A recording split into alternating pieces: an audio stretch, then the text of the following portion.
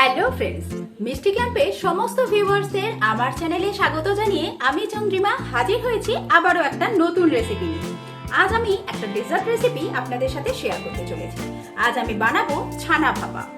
ভীষণই সহজভাবে কিভাবে বাড়িতে এই রেসিপিটা আপনারা বানিয়ে নিতে পারবেন এই ভিডিওর মাধ্যমে সেটাই শেয়ার করতে চলেছি। বাড়িতে কোনো অনুষ্ঠান হোক বা গেস্ট আসুক, অনায়াসেই এই রেসিপিটা বানিয়ে তাদের মন জিতে নিতে পারেন। আশা রাখছি ভিডিওটা আপনাদের পছন্দ হবে।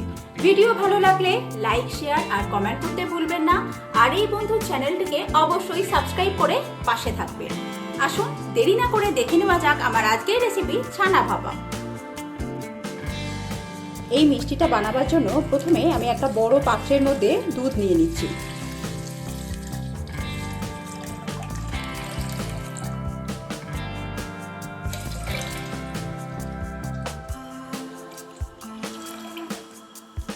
এখানে আমি 2 লিটার দুধ নিয়ে নিয়েছি।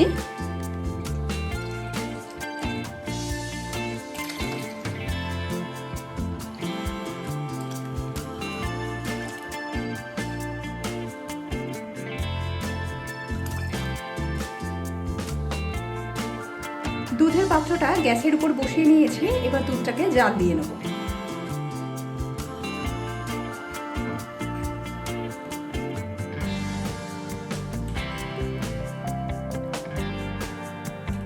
দুধ ফুটে উঠেছে। এবার আমি গ্যাসের ফ্লেমটাকে অফ করে দিলাম।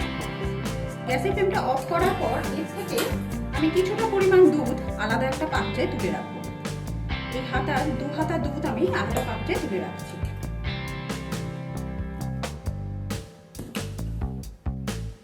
দুধটাকে ছানা কাটিয়ে নেব। এখানে একটা বাটির মধ্যে যতটা পরিমাণ আমি ভিনেগার নিয়েছিলাম ঠিক ততটা পরিমাণ জল মিশিয়ে, মানে জল আর ভিনেগার মিশিয়ে রেডি করে রেখেছি। এটাকে অল্প অল্প করে ঢেলে এরকমভাবে নাড়াতে থাকবো যাতে ছানাটা ভালোভাবে কেটে যায়।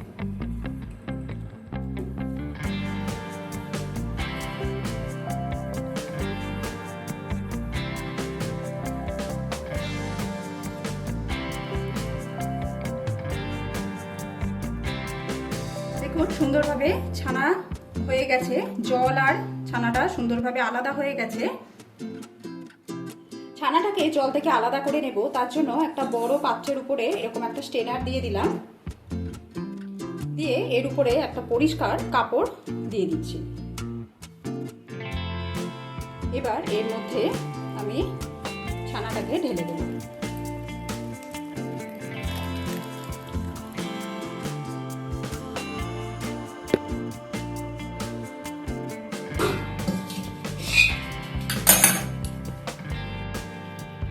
এবার এর মধ্যে একটু নর্মাল জল দিয়ে আমি ছানাটাকে ধুয়ে নেব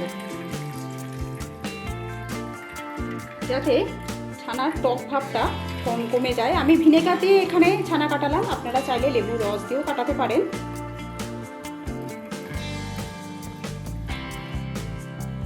ছানার যে এক্সট্রা জলটা রয়েছে সেটা খুব ভালোভাবে আমাদেরকে ঝরিয়ে নিতে হবে। তার জন্য এই স্ট্রেনারের মধ্যেই আমি এটাকে এরকমভাবে একটু চেপে প্রেস করে দিচ্ছি। এবার এর মধ্যে এর উপরে একটা ভারী পাত্র আমি এইভাবে বসিয়ে রাখবো। আপনারা চাইলে কোনো জল ভর্তি কোনো বড় পাত্র এর উপরে বসিয়ে রাখতে পারেন। মানে মোট কথা আমাদের এর উপরে একটা ওয়েট দিতে হবে যাতে এক্সট্রা জলটা খুব ভালোভাবে বেরিয়ে যায়। কিছুক্ষণ এইভাবে রেখে দেব। ছানা থেকে সমস্ত জলটা ঝরে গেলে আমি ছানাটাকে একটা প্লেটের মধ্যে নিয়ে নিচ্ছি।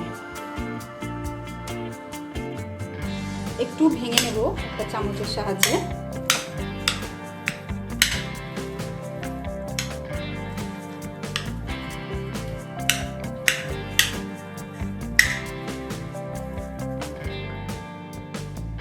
ছানাটাকে একটা মিক্সিং জারের মধ্যে নিয়ে নিচ্ছি।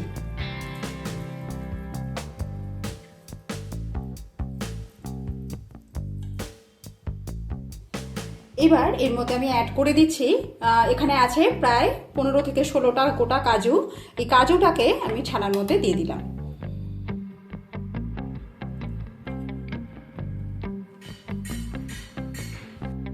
এবার এর মধ্যে 4-5টা ছোট এলাচ অ্যাড করে দিচ্ছি। যে দুধটা প্রথমে 2 হাতা দুধ প্রথমে যে কাটিয়ে রেখেছিলাম সেই দুধটা এর মধ্যে অ্যাড করে দিয়ে এগুলোর একটা ফাইন পেস্ট বানিয়ে নেব।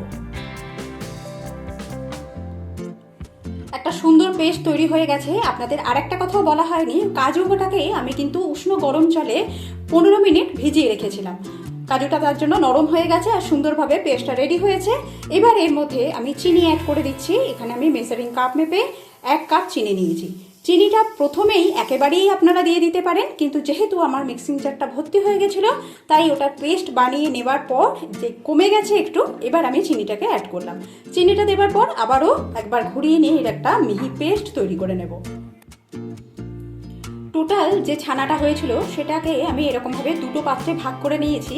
কেন করেছি সেটা আপনাদেরকে দেখিয়ে দিচ্ছি। এবার এখানে একটা ছোট বাটির মধ্যে আমি সামান্য পরিমাণ জল নিয়েছি, প্রায় 1 চামচের মতো।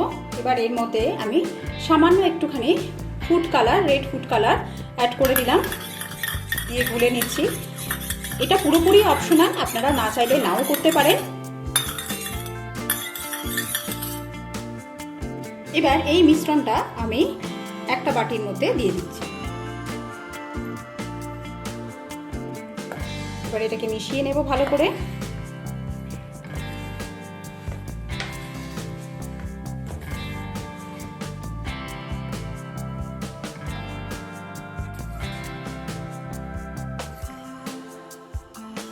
সুন্দর একটা কালার রেডি হয়ে গেছে। বেক করার জন্য এখানে এরকম একটা পাত্র নিয়ে নিয়েছি। এর মধ্যে আমি দিয়ে দিচ্ছি সামান্য পরিমাণে ঘি।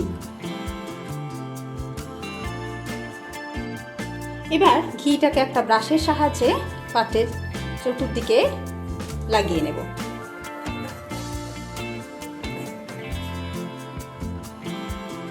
এবার এর মধ্যে প্রথমে সাদা যে মিশ্রণটা ছিল সেটা দিয়ে দিচ্ছি।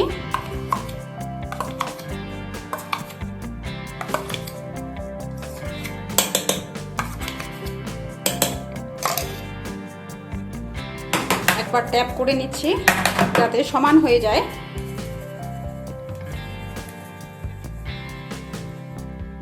এবার এর উপরে কালার দেওয়া মিশ্রণটাকে অ্যাড করে দিচ্ছি।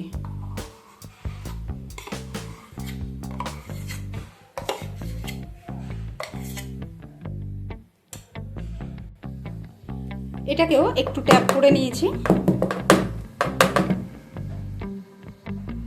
এবার এর উপর থেকে দিয়ে দিচ্ছি সামান্য একটুখানি কেশর।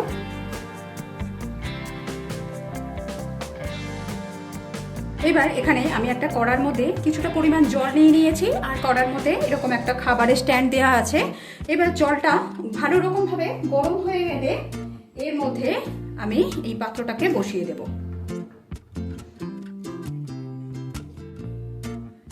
এবার এর উপরে এরকম একটা কভার করে দিলাম, একটা ঢাকনা নিয়ে। এইভাবে গ্যাসের ফ্লেমটাকে লোয়ের থেকে একটু বেশিতে দেবো, দিয়ে এইভাবে প্রায় 35 থেকে 40 মিনিট এইভাবে আমি এটাকে ভাপিয়ে নেব। 45 মিনিট সময় নিয়ে এটাকে বেক করে নিয়েছি। এটা রেডি কি করে হয়েছে সেটা কিভাবে বুঝবেন সেটা আপনাদেরকে দেখিয়ে দিই। যখন একটা ছুরি এরকমভাবে এই সাইডে গাঁথবেন, দেখবেন যে ছুরির গায়ে কিছুই লেগে আসছে না, তার মানে এটা একদম পারফেক্টভাবে রেডি হয়ে গেছে।